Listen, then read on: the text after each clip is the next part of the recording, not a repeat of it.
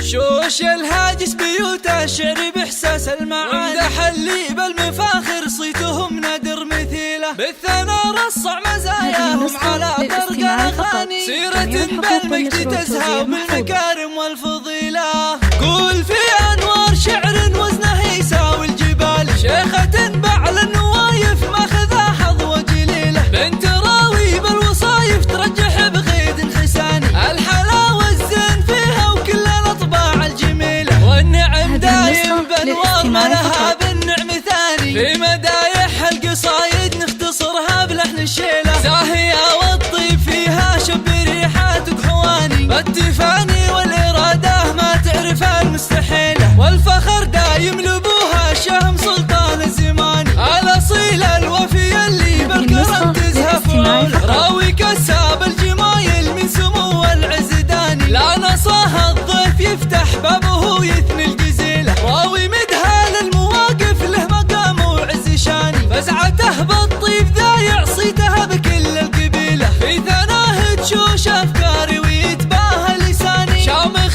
فوق الثريا منزله محدا يطول، والوفا والفخر يزهى أمها ست الغواني، فاطمة تاج المعزة ذات الأوصاف النبيلة، بالخصال الحاتمية والشكر والامتنان، زاهية بنت النشامة وبعوايدها أصيلة، فاطمة روح الغلا والطيب فيها شي ثاني، في سما العزة تضاوي بس أنا في كل ليلة، مصدر الفزعات رمز الطايلة نبع الحناني، ما تكفيها القصايد وإن كتبناها جزيلة، قول في أنوار شعر وزنه يساوي الجبال، شيخات بعل النوايف ماخذه حظوة جليلة، بنت راوي بالوصايف ترجح بغيد حساني، الحلاوة الزين فيها وكل الأطباع الجميلة، والنعم دايم بأنوار ما لها بالنعم ثاني، في مدايح القصايد نختصرها بلحن شيلة.